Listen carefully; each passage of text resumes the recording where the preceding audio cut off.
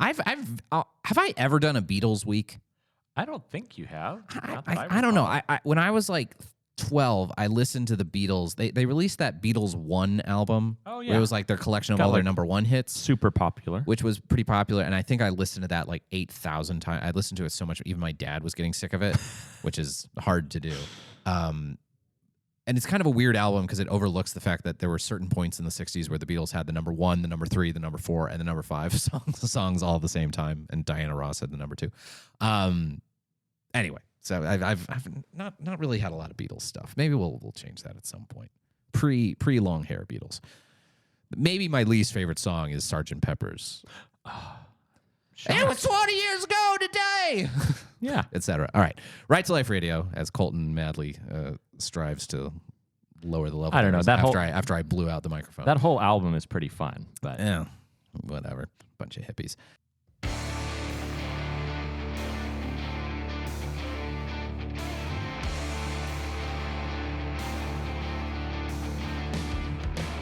This is Right to Life Radio, a production of Right to Life of Central California.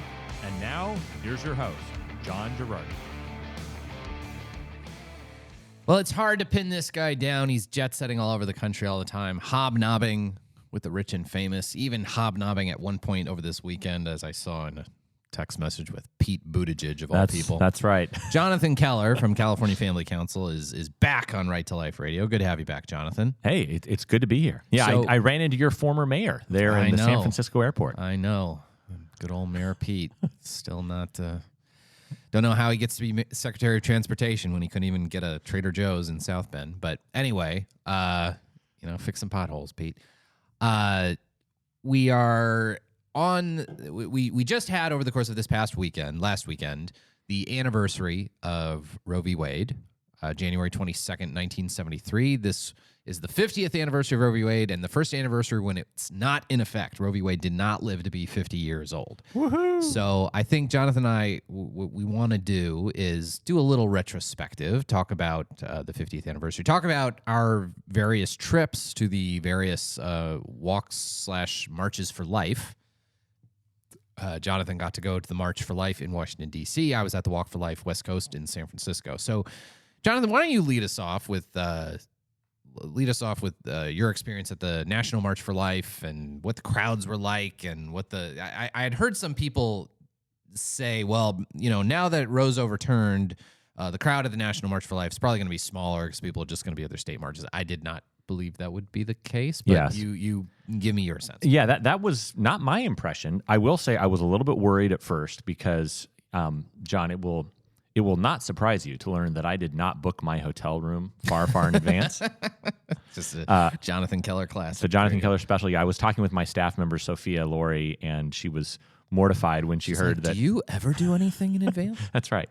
She and her mom were coming to the march. I think this was like the third or fourth year in a row that she and her mom had come to the march, which is kind of cool. She was pro-life before she got this job. She was very active and involved, and she and her mom, I think, had their tickets in their hotels months ago. Yeah. And I told them, I was trying to figure out which hotel I was going to stay at because there was multiple things happening, and trying to figure it out. Yeah, I know. It's like 3 days in advance. I got my hotel at the March for Life venue, which is the Renaissance Hotel in downtown Washington, D.C. Okay. I think you've stayed at that one before. Was it a 2-bathrobe situation, or what are we talking? No, here? This is the bargain-ish hotel that you get there in D.C. All right. Well, as interesting as your hotel accommodations are, why don't you tell us about the actual March for Life? The actual march. Yeah, I'll tell you. I was worried because when I booked the hotel, this is why I said it. They had rooms available 1 week before the event. Okay. And I thought, oh, that is bad because normally it sells out. Oh, so you were afraid ahead it of was going time. to be a tiny crowd. Yes. But that did not seem to be the case. I got a shot from the stage, and it seemed like there were 100,000 people, like there tends to always be. Mm-hmm. Okay. It probably helped quite a bit that the weather was shockingly temperate. In fact, John, I think it might have been warmer Oh, wow. on January 20th, the day of the march, than it was here in Fresno. It was Holy sunny and like high 40s, like low 50s. Oh, cool. So pretty much about the same as in San Francisco. Yeah. So. Yeah, it was actually very nice.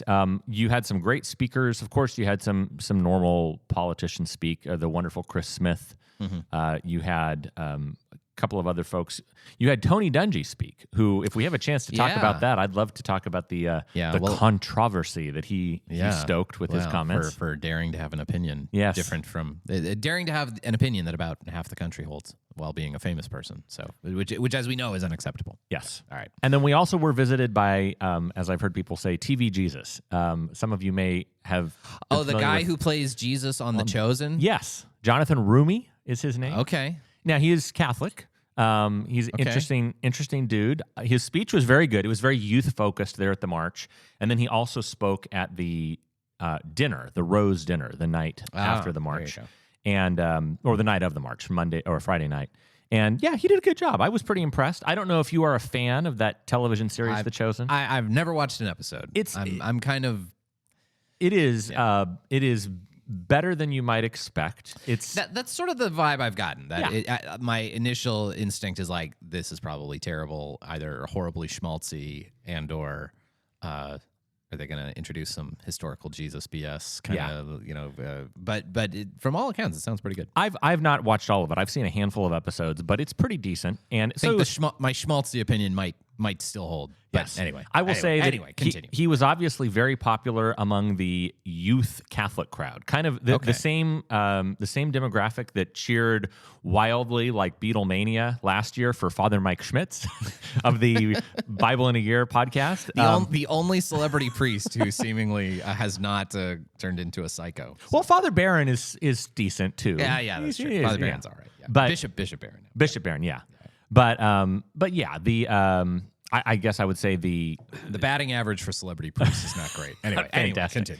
Continue. But yeah, Jonathan Rumi did a good job. The march itself was great. I just have to sing the praises. Jeannie Mancini, John, I don't know if you got to meet her when you were back there for the march a couple years ago. You've introduced me to her in That's right. person. I could not remember 3 if we have. times. That's good. Anyway, yes.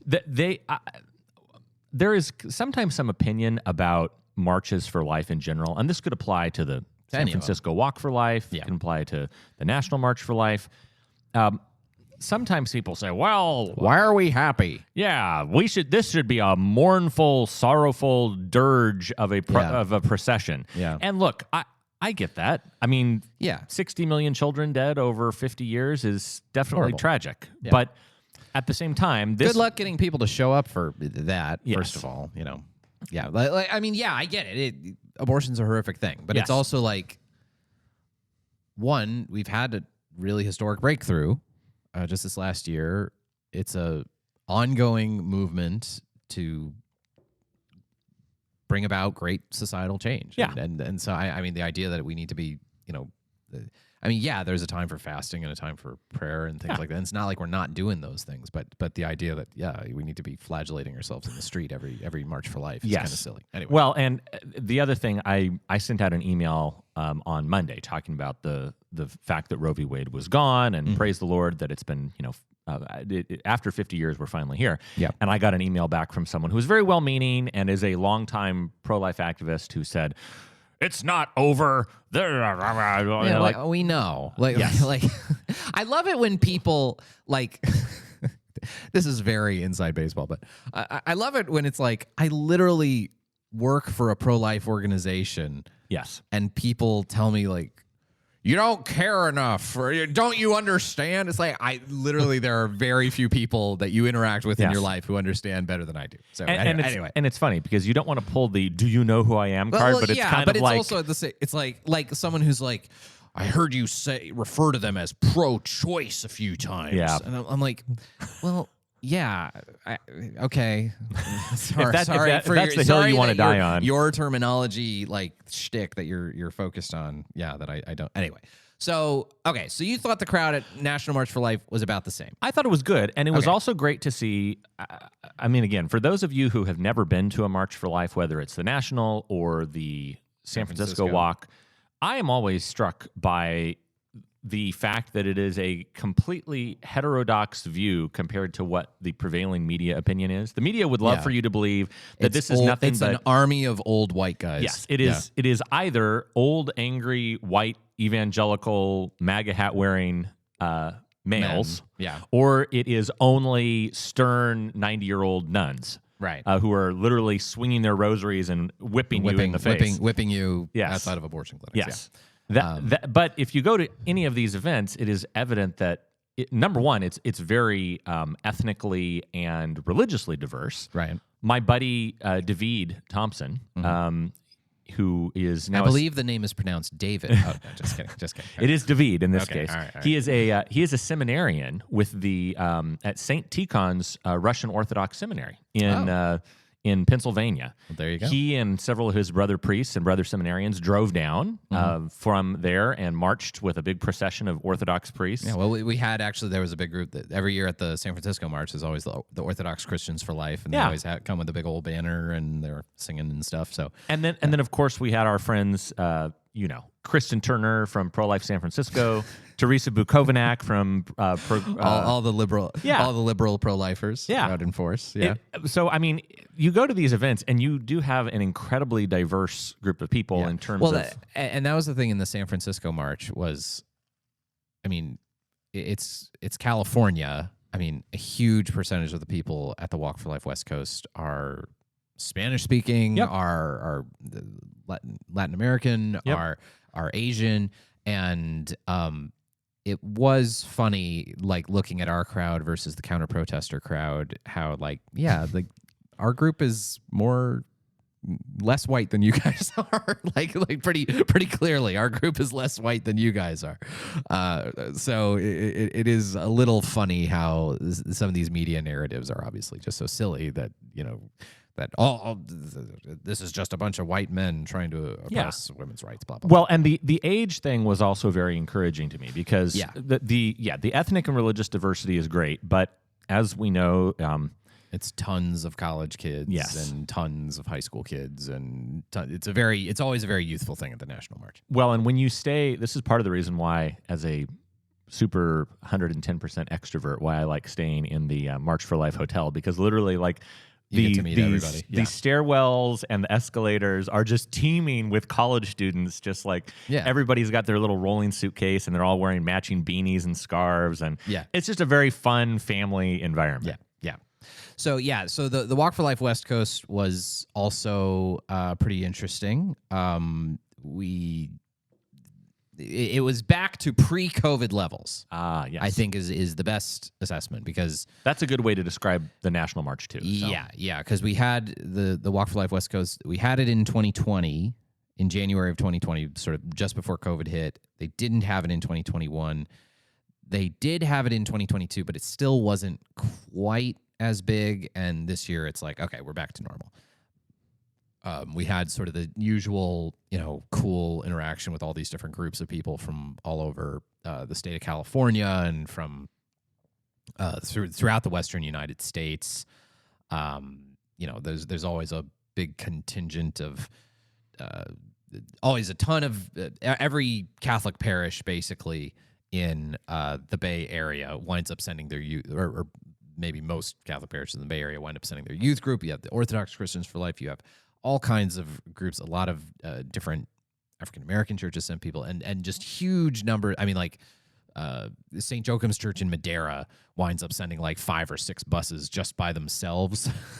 We had a pretty strong Central Valley contingent between them, Holy Spirit Catholic Church. We had two buses for the first time. All right. For us. Yeah. So, it's just always a really encouraging thing. I was a little surprised at the counter protesters. They were A little more aggressive than normal. a little more. They were a little louder. I don't know if they just had more megaphones, but they were a little louder, a little more present than before. San Francisco police always does a really good job of kind of cordoning them off. Although I did hear from some of the old timers, like I didn't really go to the Walk for Life West Coast much in like the 2000s, like 2007, 2008, when it was first sort of starting. Yeah. And apparently it was much less well organized back then. Yes. And when the counter protesters were sort of a bit more when it first engaged. started, I remember hearing that it was like 1-to-1. Oh, geez. Yeah. So anyway, so it's not that bad anymore, but I will say it was pretty aggressive. It is, this past weekend was the 50th anniversary of Roe versus Wade. and the first anniversary since the overturning of Roe v. Wade in the Dobbs decision last year. And I want to get a sense of how you feeling.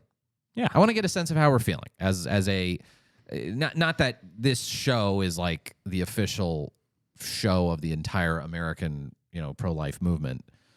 Obviously, it should be. Who else has their finger on the pulse? Obviously, it should be Yeah. the show of the American. Like two youngish to early-ish middle-aged white dads guys. from Fresno. Yeah, That's a thing I've fast realized is that I think there's a kind of glass ceiling for me within the pro-life world, given that I'm a dude. So Yes. it seems like a lot of pro-life organizations. No like, one's mistaken either of us for Lila Rose. Yeah, anytime soon. we're gonna hire girls. So anyway, nonetheless, I still think this is the best pro-life podcast. Lila Rose, you can eat your heart out. All right, That's right. so how are we feeling? I gotta say I'm not feeling as great, and I'll sort of explain why. Not as great as I feel like I would have. I don't want to seem ungrateful or like I'm lacking perspective. Obviously, overturning Roe is something enormous and hugely significant, and not something anyone would have expected as recently as the day before the election in 2016, and something I thought I would never see in my lifetime. Right. And certainly a lot of good has been accomplished since the overturning of Roe, with various states passing laws to restrict abortion and huge numbers, tens of thousands of children not being aborted who probably otherwise would have. But I got to say, I'm a little disappointed on a couple of fronts. One of these fronts, and we'll talk about several different ways. So fundamentally, what happened with Dobbs overturning Roe v. Wade is that we no longer had one nationwide, mandated by the Supreme Court policy that every state had to adopt when it comes to abortion, namely abortion being legal for all 9 months of pregnancy and effectively for any reason. Every state has the ability now to regulate abortion as they see fit, and Congress is able to pass laws within its sphere of authority that touch on and regulate abortion. So the thought was, okay, you overturn Roe, all these states are immediately going to come out of the woodwork, all the red states, basically, we're going to come out of the woodwork and pass all these laws to outlaw abortion. And that happened in some of them.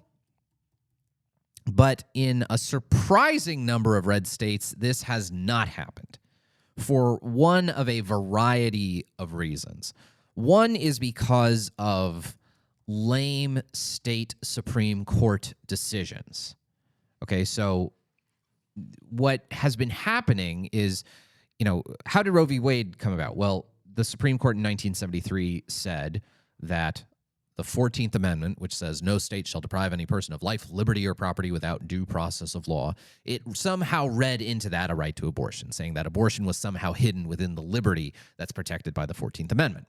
Well, a lot of different states, every individual state has its own state constitution, and many states have a provision that is similar to that language from the American Constitution's 14th Amendment and 5th Amendments, okay, which the 5th Amendment says that with regards to the federal government, the 14th Amendment applies it to the states. So a lot of state Supreme Courts, after the overturning of Roe, have basically just declared that actually a right to abortion exists hidden somewhere in our state constitution. So this has been a problem in Kansas. This has been a problem in Montana. This has been a problem now, I believe, in South Carolina, if I'm not mistaken, Jonathan. Yeah, this has been a problem.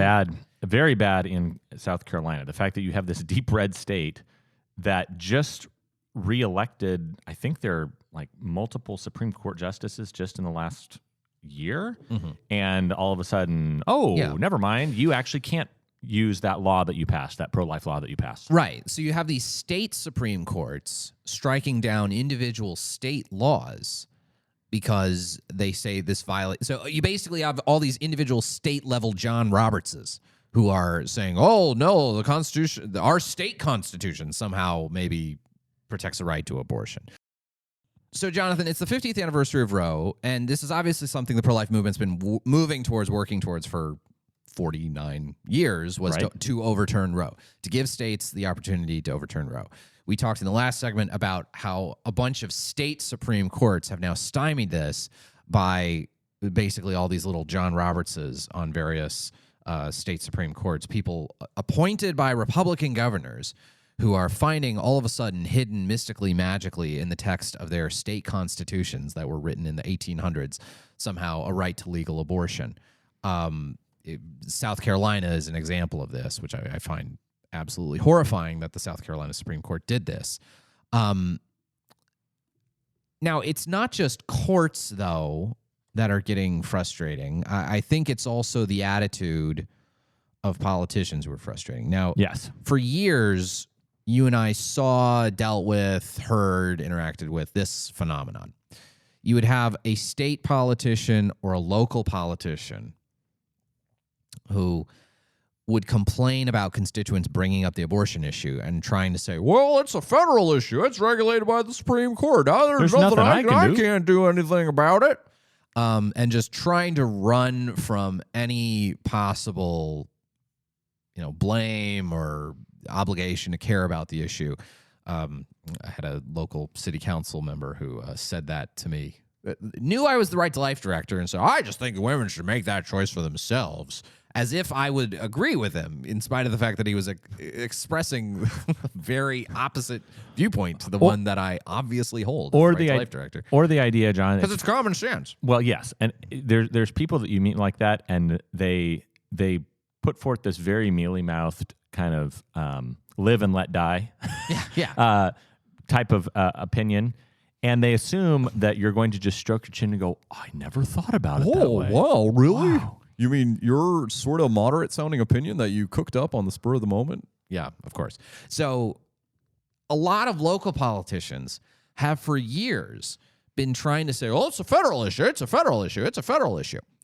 Well, now it's not, right? I mean, now states can regulate it. And what's immediately happening? Well, what's immediately happening are politicians at the federal level are starting to say, well, it's a state issue. It's a state issue. It's a state issue. It's like these politics, and I guess I get it. Like, I've discussed this before about, Jonathan, why do you or I care about politics?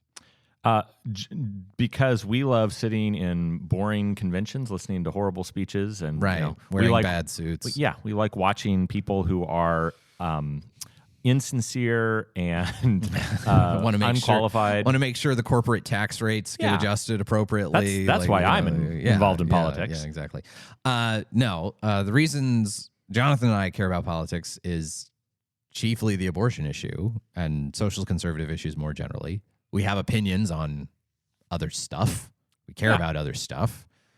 But if you or I were ever elected to Congress, if we had our issues page, what would the top thing be on your issues page? Yeah, I think it would be the issue of the respect for the dignity of all human life. Right, exactly. And John, not because abortion is alphabetically the first thing you would put on a list, but priority-wise, that would be our first priority. We view politics, generally speaking, as a means to an end, which is the protection of life, the ending of abortion. Right.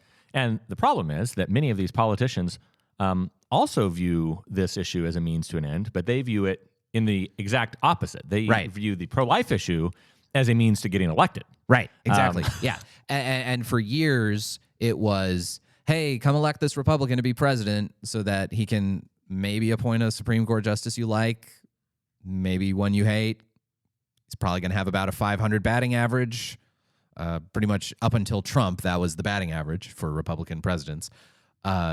Meanwhile, Democrats were pretty much batting 1,000. Oh, 100%. With the one exception of Other Byron than White. Justice Kennedy. Yeah, well, that's true. Justice Kennedy, he nominated some Supreme Court justice who ruled against Roe. But anyway, but basically from, Carter onward, more or less, it's been, a perfect run for Democrats. So that was always the thing. Vote for us, pro-lifers, and then we'll kind of pretend like we care about abortion. We'll throw out a piece of legislation that we know has no chance of passing the week of the March for Life.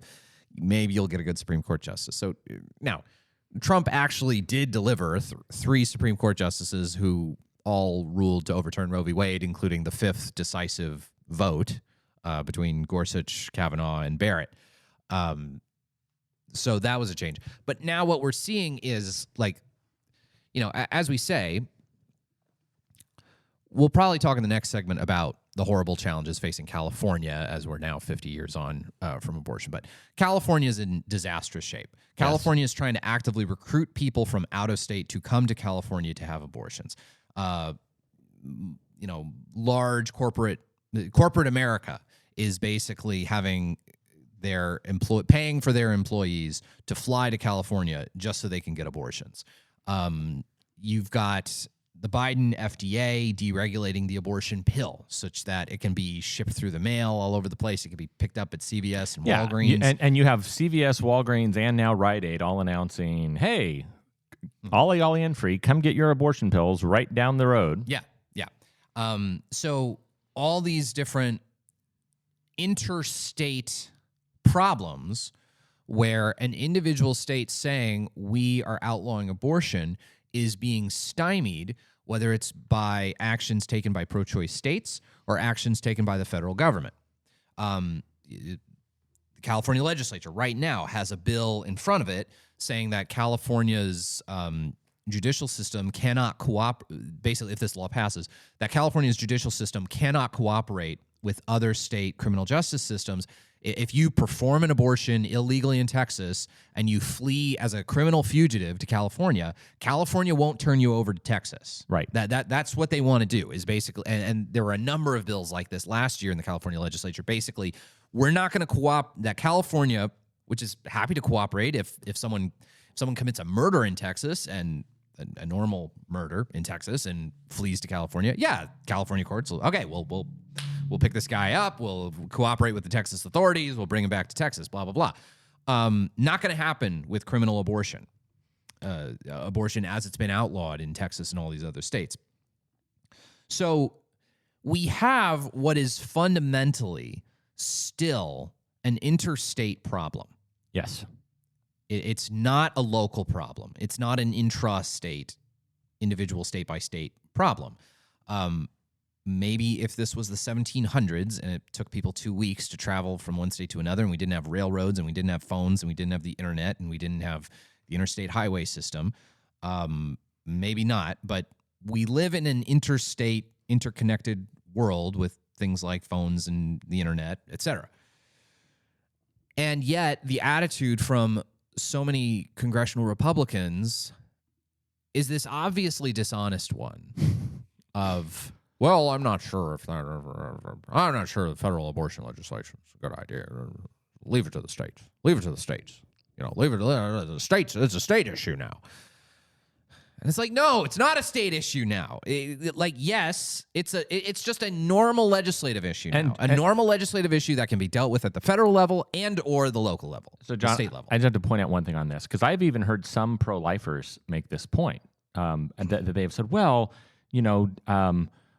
does the federal government really have a role? And then it says, yes. It says we return the issue from the Dobbs decision. It says we return the issue to the people and their elected representatives. Yes, some of whom are in their state capitals and others of whom are in Washington, D.C., in Congress. That's the whole point. And John, it's a key difference that a lot of dumb observers and dumb pro-lifers miss, is that, well, it turns the issue over to the states. Not entirely. It turns the issue over to legislatures. Okay, the normal lawmaking process, whether that's at the federal level or at the state level. And just maybe to land the plane on this segment, we have often made the comparison here that, and especially as we see, there was an episode of Law and Order just last week, 6 days ago, I think, in which they were talking about some heroic person running like an underground abortion railroad, trying to get people out of Texas, the evil, horrible Texas, so that they can heroically give 17-year-olds abortions out of state, which frankly seems like all kinds of messed up. But what we're seeing here is a situation that I think is in certain ways, it's not a one-to-one analogy. the point of analogies, is that things are like things. They're not exactly the same. Kind of similar to the pre-Civil War United States between slave states and free, where you had some states. Now, it's a little different here because it's not as geographically separated. You had the Mason-Dixon line, you had North versus South. But it's going to cause all kinds of weird interstate problems for Indiana to almost completely outlaw abortion and Illinois to have abortion be legal, absolutely no holds barred, with a big old border between the two and people able to zip back and forth. And John, you realize that this is an issue in most other contexts, because what is in the aftermath of the 2 horrific shootings in California last week, these cases where, very bizarrely, in each case, it was an elderly Asian man that shot a bunch of other Asian citizens here in the state of California. What was the great cry you heard from national gun control advocates? This is why state controls on guns are not enough. We need a national gun ban. Solution. We need a federal solution, even though explicitly the Second Amendment is in the federal Constitution. Right, exactly, yeah. Yeah, and I mean,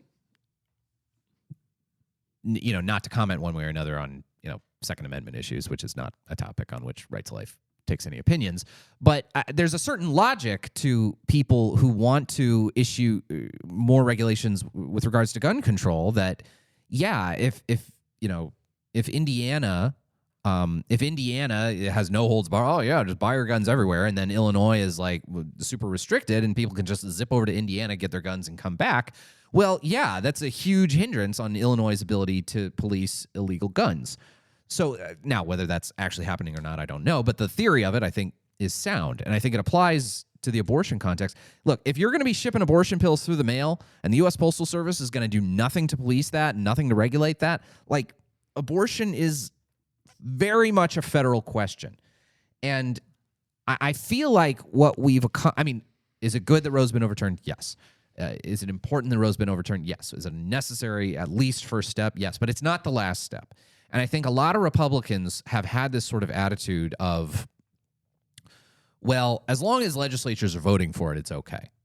Like, I think a lot of Republicans have almost taken this attitude of, like, it's normatively fine that abortion be legal as long as it's something chosen by your duly elected state representatives. Like, they care more about the right order of legislators writing laws rather than the Supreme Court writing legislation. Well, they care more about that than whether children live or die. And I will say, John, this is something, and I know we both have friends that are very concerned. They look back at the Civil War and they say, the real problem with the Civil War was that President Lincoln suspended habeas corpus, and that makes him the worst president in the history of the United States. And I'm like, do you think maybe that there was a bigger underlying issue that may be justified? Well, yeah. Well, that's the thing. That's the thing. Not to slam on people with opinions on the Civil War, but it's like, the Civil War wasn't fought over slavery; it was fought over states' rights. I was like,